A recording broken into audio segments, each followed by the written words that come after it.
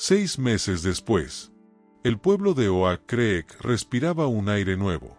The Corner Grille, ahora bajo nueva dirección, era un bullicioso centro de reunión donde las conversaciones eran más amables y las miradas más abiertas. María Santos, la nueva alcaldesa, había demostrado ser tan eficaz en el ayuntamiento como lo era sirviendo café, impulsando programas de desarrollo comunitario que estaban sanando viejas heridas. El documental de Leo Vance, El coraje de Oak Creek, se había convertido material de estudio en clases de periodismo de todo el estado. Artur Hayes había vuelto a su tranquila rutina, pero con una diferencia.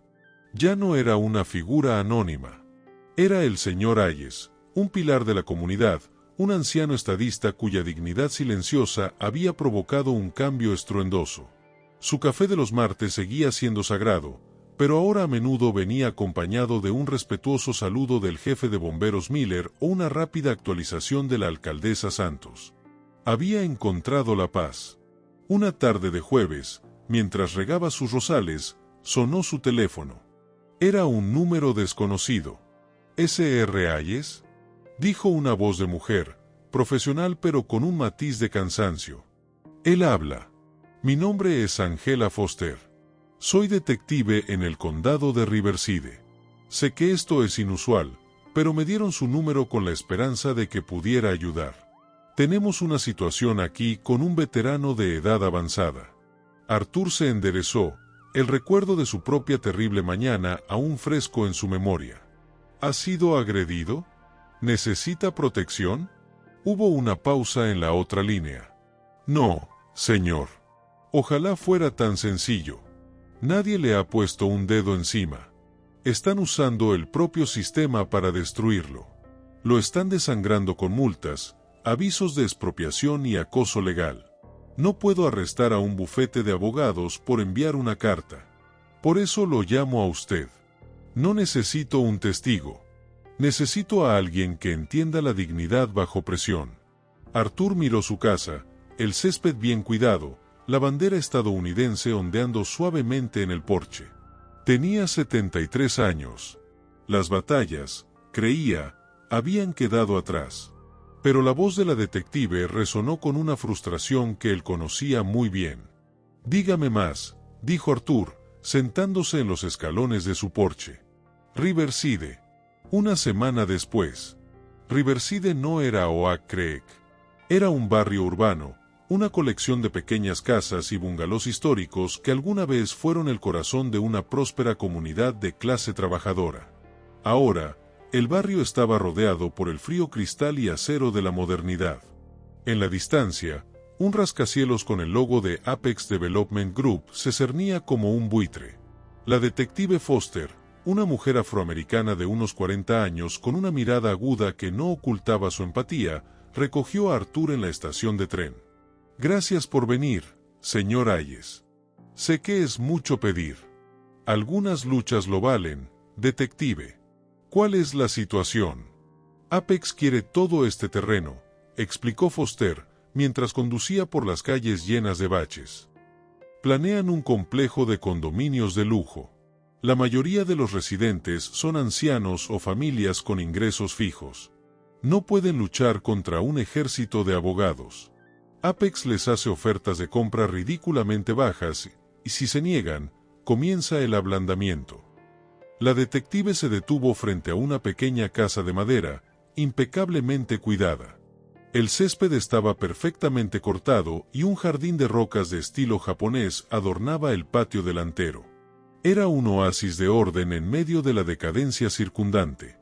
Este es Kenji Tanaka, dijo Foster en voz baja. 81 años.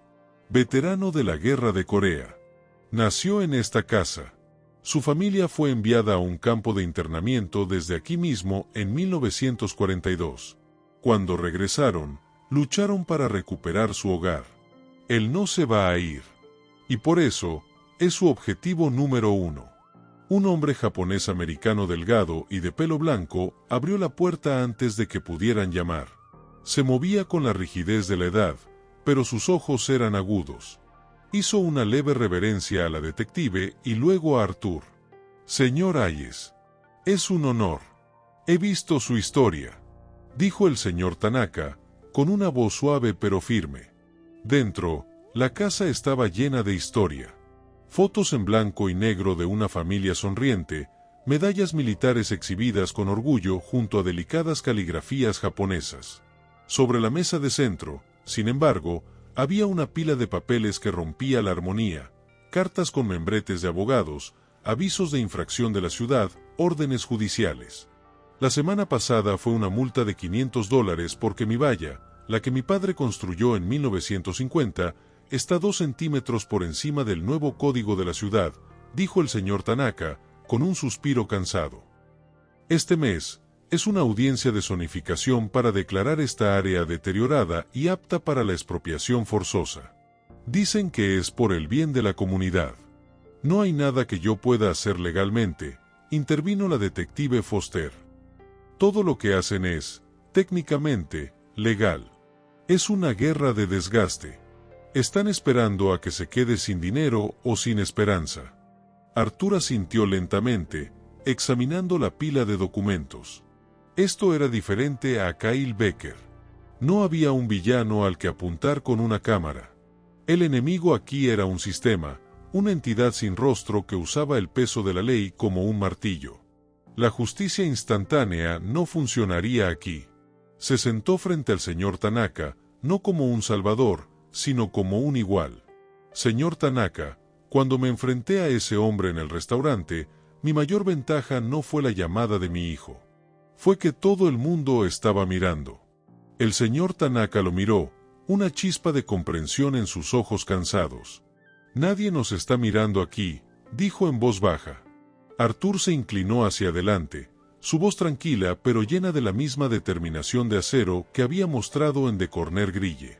Entonces, nuestro primer paso es darles una razón para hacerlo. Detective, ¿puedo usar su teléfono? Necesito hacer una llamada. No a mi hijo. A un joven periodista llamado Leo Vance. La batalla por Oak Creek se había ganado con un video viral que conmocionó a la nación. La batalla por Riverside, Arthur se dio cuenta, se ganaría de una manera muy diferente, no con un golpe de gracia, sino con 1000 piezas de evidencia cuidadosamente reunidas. Y la primera pieza del rompecabezas acababa de empezar a formarse. 2 días después, Leo Vance llegó a Riverside no como un estudiante con una tarea, sino como un joven documentalista con un propósito. Su equipo era más profesional, su mirada más segura. El éxito de El Coraje de Oak Creek le había abierto puertas y le había enseñado una lección invaluable. Una historia bien contada podía ser más poderosa que un ejército. Señor Hayes, es bueno verlo de nuevo, aunque desearía que fuera en mejores circunstancias, dijo Leo, estrechando la mano de Arthur en la modesta sala de estar del señor Tanaka. El trabajo nunca termina, hijo, respondió Arthur. Conoce al señor Kenji Tanaka. Su historia es la que el mundo necesita escuchar. Durante las siguientes 48 horas, la casa del señor Tanaka se convirtió en un centro de mando. Arthur no ladraba órdenes, guiaba con preguntas tranquilas. Leo no buscaba un momento viral, buscaba el alma de la historia. No grabe solo las cartas de los abogados, le aconsejó Arthur a Leo. Graba las manos del señor Tanaka mientras cuida su jardín. Graba la foto de sus padres en la pared. Graba la medalla de servicio que guarda en su cajón.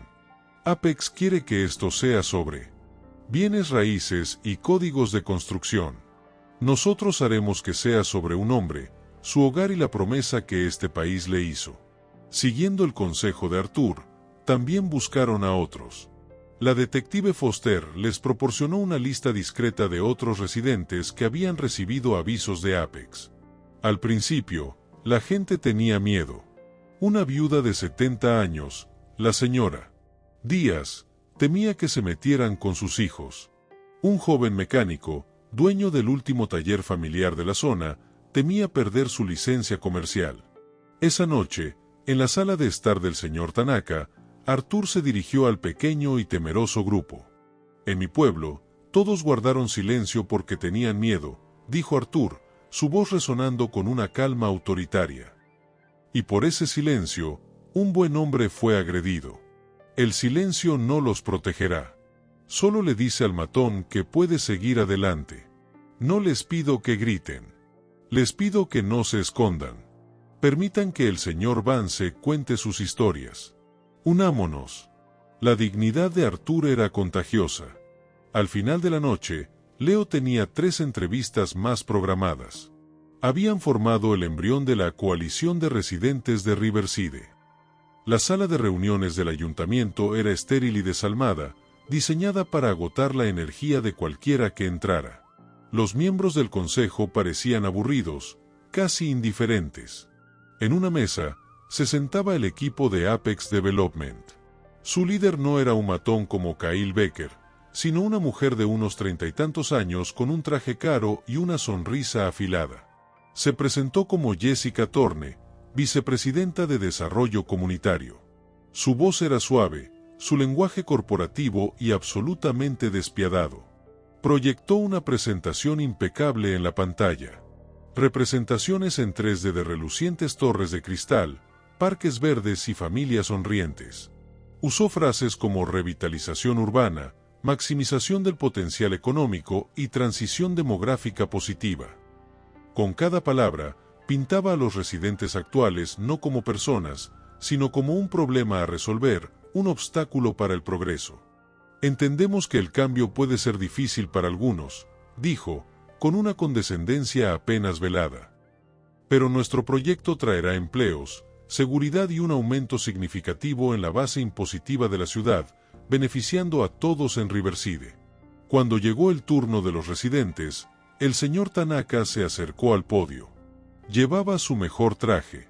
En sus manos no había documentos legales, sino una única fotografía enmarcada. Al fondo de la sala, Leo Vance ajustó su cámara y presionó el botón de transmitir en vivo en su canal de YouTube, Small Town, Big Kerry. El título de la transmisión: veterano de 81 años lucha contra corporación multimillonaria por su hogar. Jessica Thorne se dio cuenta y frunció el ceño, susurrando a uno de los concejales, quien simplemente se encogió de hombros. Era una audiencia pública. Mi nombre es Kenji Tanaka, comenzó, su voz temblando ligeramente al principio, pero ganando fuerza. No soy una transición demográfica. Soy un ciudadano de este país. Esta foto es de mis padres, frente a esta misma casa en 1941. Un año después, fueron enviados a un campo de internamiento simplemente por su apariencia. Un murmullo recorrió la sala. Los concejales se enderezaron un poco en sus asientos. Luché en Corea por este país, continuó el señor Tanaka, su voz ahora firme. Regresé a esta casa. Cuidé de mis padres en esta casa hasta que murieron. La empresa Apex habla de deterioro. Les invito a que vengan a mi casa y me digan a la cara que la dignidad es un deterioro. Que la historia es un deterioro. Levantó la fotografía. Esto no es solo un edificio. Es una promesa. Una que mi familia y yo hemos mantenido. Les pido que ustedes mantengan la suya. No gritó. No suplicó. Habló con la fuerza tranquila de una vida vivida con honor. En la esquina de la pantalla del live stream de Leo, el contador de espectadores, que había comenzado en 47, superó los 1500 y seguía subiendo. Los comentarios inundaron el chat. Estamos contigo, señor Tanaka. Esto es Estados Unidos, no una sala de juntas corporativa. Vergüenza para Apex. Jessica Thorne observaba, su sonrisa de teflón finalmente mostrando una grieta. El plan de Apex era ganar en el silencio de la burocracia. Arthur Hayes y un anciano con una fotografía acababan de encender un foco de luz sobre ellos. El presidente del consejo, visiblemente nervioso por la atención inesperada, carraspeó. Gracias, señor Tanaka. El consejo, tomará su testimonio bajo consideración. Aplazaremos la decisión sobre la rezonificación para una fecha posterior para revisar toda la información pertinente. No era una victoria, pero tampoco era una derrota. Era un respiro. Mientras salían de la sala del ayuntamiento, la señora Díaz puso una mano temblorosa en el brazo del señor Tanaka. Gracias, Kenji. Hoy hablaste por todos nosotros. Arthur observó al pequeño grupo reunido en la acera, un nuevo sentido de propósito en sus ojos. Habían ganado una semana. Pero en esa semana, por primera vez, Riverside tenía un ejército. En ese momento, el teléfono de la detective Foster vibró. Era un número bloqueado. Detective, dijo una voz fría y familiar, la de Jessica Thorne. Acaba de cometer un grave error de cálculo al involucrarse en esto. Apex no olvida. La llamada de Jessica Thorne a la detective Foster no fue una amenaza vacía. Fue una declaración de guerra. En los días que siguieron a la audiencia, la estrategia de muerte por 1000 cortes de Apex se intensificó hasta convertirse en un asedio en toda regla. Inspectores de la ciudad, citando una revisión de cumplimiento del distrito, descendieron sobre el vecindario. Del señor Tanaka le llegó una notificación de que el roble histórico de su patio trasero, plantado por su abuelo, representaba un riesgo de cimentación y debía ser talado en 30 días, a su cargo. Costo estimado, 4,000 pesos. A la señora Díaz, la viuda, le impusieron una multa de 1,500 pesos porque el color de la puerta de su casa, un alegre amarillo, no estaba en la lista de tonos aprobados recientemente por la Comisión de Preservación Histórica, una comisión cuyos nuevos miembros habían recibido generosas donaciones de campaña de filiales de Apex. Al joven mecánico le revocaron el permiso para trabajar en coches en la entrada de su taller, una práctica que su familia llevaba haciendo 50 años, citando contaminación acústica y de fluidos. Era un acoso sistemático, legal en la superficie, pero malicioso en su intención. El objetivo era claro: hacer la vida tan cara y miserable que vender se convirtiera en la única opción lógica.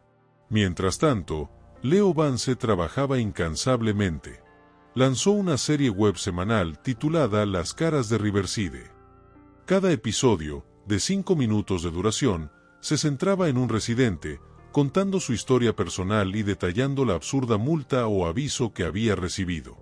El video del señor Tanaka en la audiencia había alcanzado más de 200,000 visualizaciones. Su nuevo contenido mantenía a esa audiencia comprometida, transformando a los residentes de víctimas anónimas en vecinos por los que el público comenzaba a sentir un gran afecto. Arthur Hayes se convirtió en el ancla emocional de la coalición. Las reuniones en la sala del señor Tanaka se volvieron un ritual. Arthur escuchaba, aconsejaba y, sobre todo, recordaba al grupo por qué luchaban. Están atacando sus billeteras para quebrar su espíritu, les dijo una noche, mientras la señora Díaz lloraba en silencio por la multa de su puerta. No podemos dejar que lo logren. Pagaremos estas multas juntos si es necesario, pero no nos rendiremos. Fue entonces cuando Apex desplegó su arma más peligrosa, la zanahoria. Jessica Thorne comenzó a acercarse a los residentes individualmente, sin sus abogados. A la señora Díaz le ofreció el doble de la oferta original, suficiente para comprar una casa nueva en las afueras y dejar algo para sus nietos. La oferta era válida por 48 horas y venía con un estricto acuerdo de confidencialidad. Esa noche, con el corazón apesadumbrado, la señora Díaz llevó la oferta a la reunión. No he firmado, dijo, con los ojos llenos de lágrimas. Pero no sé cómo voy a pagar esa multa. Mis hijos dicen que estoy loca por no aceptar. El veneno de la duda comenzó a filtrarse en la habitación. Otros se preguntaban si también recibirían una oferta mejorada.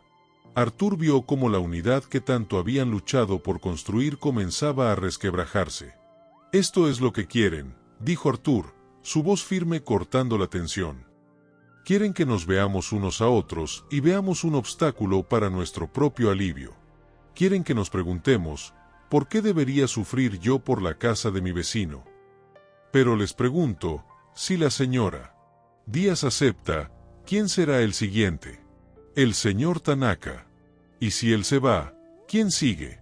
Y así sucesivamente, hasta que no quede nada. Una comunidad no es una colección de casas. Es una promesa que nos hacemos unos a otros. La peor noticia llegó al día siguiente. La detective Angela Foster fue puesta en licencia administrativa. Apex había presentado una queja formal ante Asuntos Internos, acusándola de acoso corporativo, uso indebido de recursos de la ciudad y parcialidad indebida en un asunto civil. Sus armas y su placa fueron confiscadas. El único aliado que tenían dentro del sistema había sido neutralizado. Esa noche, el ambiente en la casa del señor Tanaka era sombrío. Habían perdido a su protectora, las deudas se acumulaban y la tentación del dinero de Apex pendía sobre ellos. La esperanza, por primera vez, parecía estar desvaneciéndose. Arthur miró los rostros cansados y asustados a su alrededor. Sabía que la dignidad y las historias, por sí solas, no iban a ser suficientes contra un enemigo tan implacable. Necesitaban un arma que Apex entendiera. Necesitaban un abogado tan astuto y despiadado como los de ellos. Hizo una llamada, usando el último favor de su repentina fama. 2 días después, un coche se detuvo frente a la casa del señor Tanaka. De él salió una mujer de aspecto formidable, con un maletín de cuero y una mirada que no admitía tonterías. Era la doctora Elena Vega, una reconocida abogada de derechos civiles a nivel nacional, la misma que había ayudado a coordinar el caso de Arthur en Oak Creek. Entró en la sala de estar, que ahora estaba cubierta de montones de papeles, multas, avisos, ofertas de compra. Los residentes la miraron con una mezcla de asombro y desesperación. La doctora Vega pasó 30 minutos revisando los documentos en silencio. No hizo preguntas. Solo leía, y con cada página que pasaba, su expresión se volvía más dura. Finalmente, levantó la vista y miró al grupo. «Bien», dijo, su voz cortante como el cristal. «Dejen de preocuparse por las multas. Dejen de pensar en las ofertas de compra. Nada de eso importa». Hizo un gesto hacia la montaña de papeles. «Esto no es acoso. Esto no es un litigio agresivo. Lo que Apex ha hecho, al coordinar con funcionarios de la ciudad para atacar a un grupo específico de ciudadanos con el fin de obtener un beneficio económico, tiene un nombre. Se llama crimen organizado». Dejó que esas palabras resonaran en el silencio de la habitación. «No vamos a defendernos de ellos.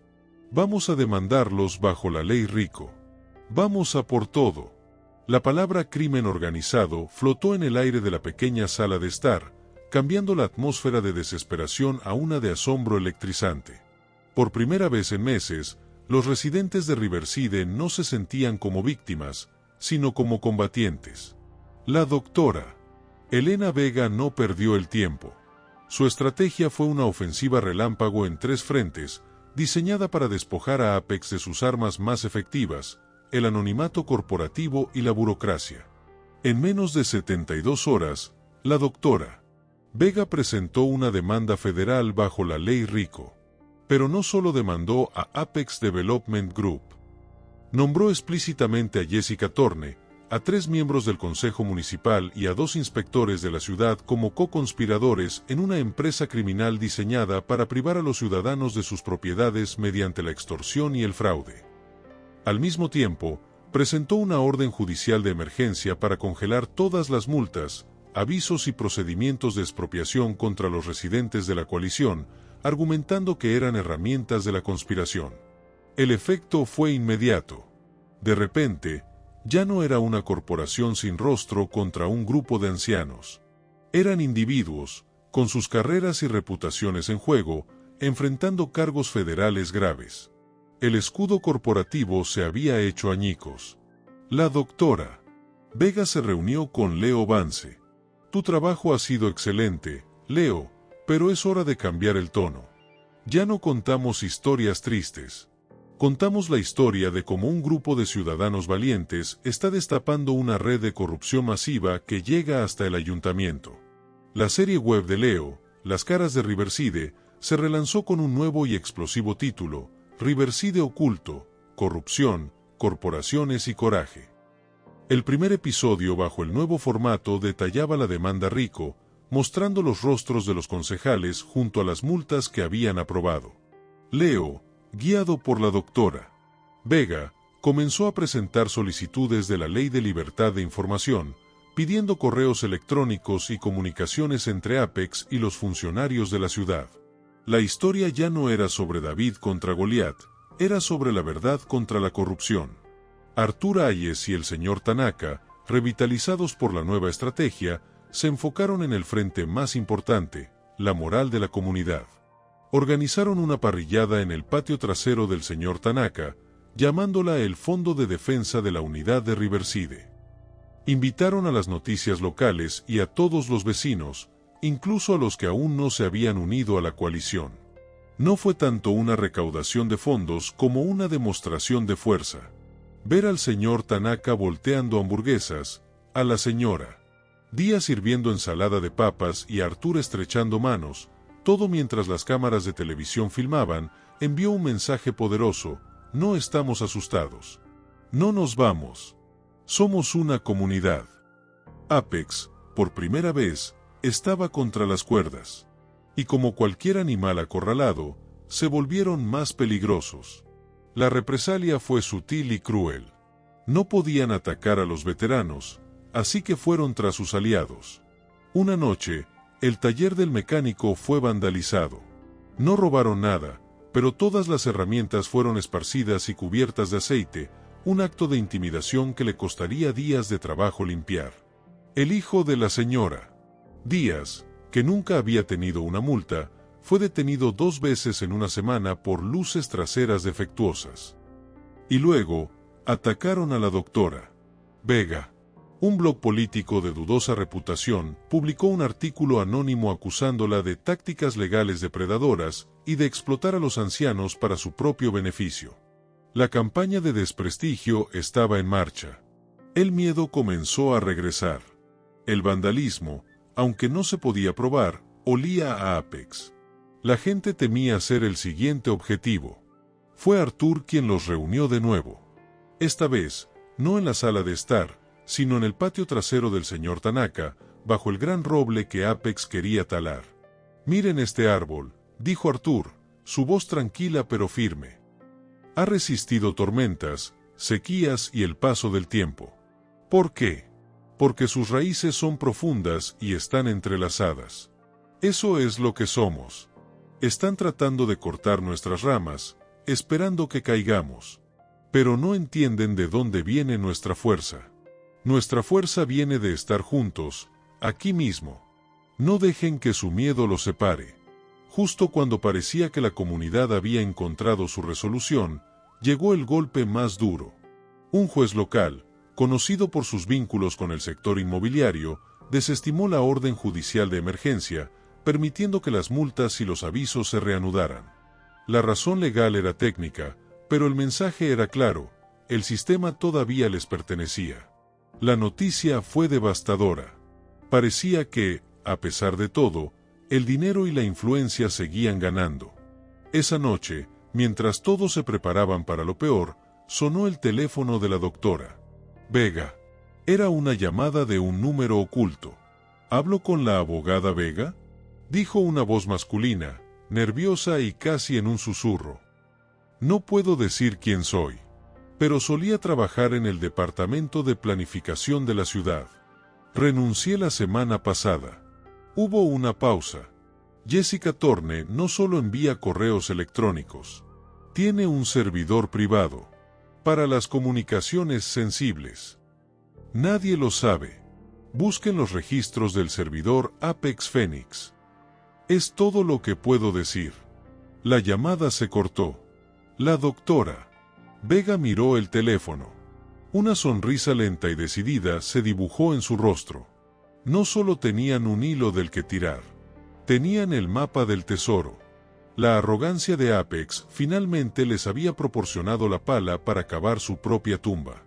La información sobre el servidor Apex Phoenix fue la chispa que encendió la pólvora. La doctora Vega sabía que una simple solicitud de documentos sería rechazada o retrasada hasta que los datos fueran convenientemente corrompidos. Actuó con una celeridad implacable. Presentó una moción de emergencia ante un juez federal, no solo para solicitar los datos, sino para obtener una orden de incautación del servidor físico, argumentando un riesgo inminente de destrucción de pruebas en una investigación de crimen organizado. El juez, revisando la montaña de evidencia circunstancial que ya habían reunido, estuvo de acuerdo. 2 días después, a las 9 de la mañana, mientras Jessica Thorne dirigía una reunión de control de daños en la lujosa sala de juntas de Apex, la puerta se abrió de golpe. No eran clientes. Eran agentes del FBI. La compostura de Thorne, su mayor arma, se evaporó al instante. Observó con un horror paralizado cómo los agentes presentaban la orden judicial y comenzaban a desconectar y confiscar servidores de la sala de informática, incluido uno etiquetado discretamente como PHX-01. Por primera vez, el depredador probaba el sabor del miedo. El contenido del servidor era más condenatorio de lo que nadie se había atrevido a imaginar. Eran miles de correos electrónicos y mensajes de chat internos que detallaban toda la conspiración. Un correo de Thorne a un concejal: necesitamos que el informe de deterioro para la propiedad de Tanaka se acelere. El bono de consultoría de su esposa depende de que cumplamos el calendario del primer trimestre. Un chat entre 2 ejecutivos de Apex: el veterano de la guerra de Corea está resultando más resistente de lo esperado. ¿Has considerado la estrategia de riesgo de cimentación que usamos en el proyecto de Northgate? Un correo del inspector de la ciudad a Thorne: la multa de la puerta amarilla para la señora Díaz ha sido emitida. Como se acordó, mi sobrino espera con interés su pasantía de verano. La evidencia era un arma humeante. Era irrefutable. La doctora Vega y Leo Vance convocaron una conferencia de prensa. Fue la obra maestra de Leo. En una pantalla gigante detrás del podio, mientras la doctora Vega explicaba la demanda Rico, Leo proyectaba los correos electrónicos filtrados, con nombres y fechas resaltados en rojo. La historia pasó de ser una lucha local a un escándalo nacional en cuestión de horas. El hashtag #RiversideRICO se hizo tendencia mundial. El Departamento de Justicia, que ya estaba monitoreando el caso, actuó con una fuerza abrumadora. Se emitieron acusaciones federales. Las imágenes de Jessica Thorne, los ejecutivos de Apex y 3 funcionarios de la ciudad de Riverside siendo escoltados con esposas fuera de sus oficinas y hogares dominaron los noticieros de la noche. La detective Angela Foster fue exonerada públicamente. La investigación interna reveló que la queja en su contra fue orquestada directamente desde la oficina de Thorne. No solo fue reintegrada, sino que fue ascendida a jefa del nuevo grupo de trabajo anticorrupción de la ciudad. Apex Development, enfrentando la ruina financiera y cargos criminales, se derrumbó en un acuerdo histórico para evitar un juicio que los destruiría por completo. Todas las multas, gravámenes y acciones legales contra los residentes de Riverside fueron retiradas. Se estableció un fondo de restauración comunitaria de $25 millones, administrado por una junta de residentes que incluía al señor Tanaka y a la señora Díaz. Apex se vio obligada a ceder todas las propiedades que ya había adquirido en el vecindario a un fideicomiso de tierras comunitarias. La compañía emitió una disculpa pública en la portada de los principales periódicos del país. 3 meses después, Arthur Hayes y Kenji Tanaka estaban sentados en el porche del señor Tanaka, jugando una partida de Go. El gran roble se alzaba sobre ellos, sus hojas proyectando una sombra pacífica. A lo lejos, se oía el sonido de la construcción, no de condominios de lujo, sino de un nuevo centro comunitario y viviendas asequibles en los terrenos cedidos por Apex. La señora Díaz había vuelto a pintar su puerta de un amarillo aún más brillante. El teléfono de Arthur vibró sobre la mesita. Era un mensaje de texto de su hijo, David. He oído lo que has hecho en Riverside. Te estás convirtiendo en un verdadero alborotador, papá. Estoy orgulloso de ti. Arthur sonrió, una sonrisa tranquila y satisfecha. Guardó el teléfono, tomó una ficha blanca de su cuenco y la colocó en el tablero con una mano firme. Había hecho su movimiento. La partida estaba ganada.